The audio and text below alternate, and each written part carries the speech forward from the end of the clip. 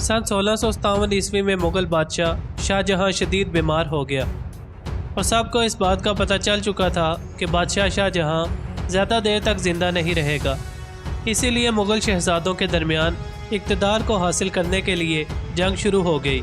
इस जंग में शाहजहां का सबसे बड़ा और लाडला बेटा दारा शिकोह इक़्तिदार को हासिल करने का मजबूत उम्मीदवार था, जबकि दूसरी तरफ शाहजहां का तीसरा बेटा औरंगज़ेब आलमगीर था, जो कि ख़ुद मुग़ल सल्तनत पर हुकूमत करना चाहता था, जिसे उस वक्त के बाअसर उमरा और फ़ौजी जर्नैलों की हिमायत भी हासिल थी। अगर असूली तौर पर देखा जाए तो इक़्तिदार को हासिल करने का सही दावेदार दारा शिकोह ही था, लेकिन औरंगज़ेब ने इस बात को मानने से इनकार कर दिया और इसने कहा कि इसके भाई दारा शिकोह में हुकूमत चलाने की अहलियत मौजूद नहीं है। और फिर दरमाड़ की जंग से पहले औरंगज़ेब आलमगीर ने मुग़लिया सल्तनत का इक़्तिदार हासिल करने के लिए अपनी अस्करी मुहिम का आगाज़ दक्कन से किया। औरंगज़ेब आलमगीर को नाराज़ फ़ौजी उमरा और फ़ौजी जर्नैलों की हिमायत तो हासिल थी ही, लेकिन सबसे ज़्यादा हिमायत मजहबी रहनुमाओं की तरफ से औरंगज़ेब आलमगीर को हासिल हुई, जिसके बाद औरंगज़ेब की फ़ौजें मुग़लिया दारुल हुकूमत आगरा की तरफ तेज़ी से बढ़ना शुरू हो गई, जबकि दूसरी तरफ दारा शिकोह औरंगज़ेब की पेशकदमी से बखूबी वाकिफ़ था। इसने दीगर शहज़ादों और इलाकाई रियासतों में से कुछ के साथ इत्तेहाद कर लिया, जिसमें मारवाड़ के एक मुमताज़ राजपूत सरदार जसवंत सिंह ने दारा शिकोह का भरपूर साथ दिया और इसे हर तरह की मदद फराहम की। और फिर आखिरकार 15 अप्रैल 1658 ईस्वी को दोनों फ़ौजें दरमाड़ के कस्बे में आमने सामने हुई। नाज़रीन, दरमाड़ का मुकाम हिंदुस्तान की रियासत मध्य प्रदेश में वाक़या है। क्योंकि यह जंग इस मुकाम पर हुई, इसीलिए इस जंग को दरमाड़ की जंग के नाम से पुकारा जाता है।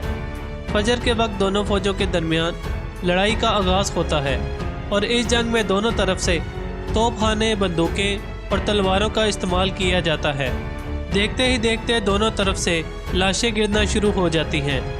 जैसे जैसे फासला कम होता है, राजपूत अपने आप को एक गैर यकीनी सूरत हाल में पाते हैं, क्योंकि वो औरंगज़ेब की अफवाज के हमले के लिए ख़ुद को कमज़ोर महसूस करते हैं। लेकिन अपने हौसले और अज़म की वजह से राजपूत रहनुमा, जिनमें मनकत सिंह हांडा और रतन सिंह राठौर शामिल थे, वो अपने कबीलों को राम राम की पुरजोश आवाज़ के साथ मैदान जंग में ले जाते हैं, जिसके बाद वो मैदान जंग में खौफनाक शेरों की तरह हमला कर देते हैं। राजपूतों के इस खौफनाक हमले की वजह से चीफ ऑफ आर्टिलरी मुर्शिद कुली खान एक बहादराना मुज़ाहमत के बाद मारा जाता है।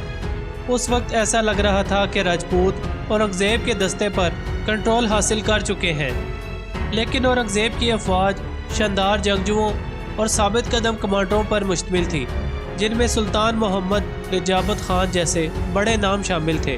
जंग के दौरान महाराजा की नाकस हिकमत अमली और अंदरूनी तकसीम की वजह से राजपूत अफवाज शदीद इंतशार का शिकार हो गई, क्योंकि राजपूत मुख्तलिफ कबीलों में बटे हुए थे और वो एक यूनिट की तरह हमला नहीं करते थे, जिसके बाद औरंगज़ेब की फ़ौजों को दोबारा मुनज़्ज़म होने का मौका मिल गया। और फिर मुग़ल अफवाज ने राजपूत अफवाज को मैदान जंग में बुरी तरह शिकस्त से दोचार कर दिया।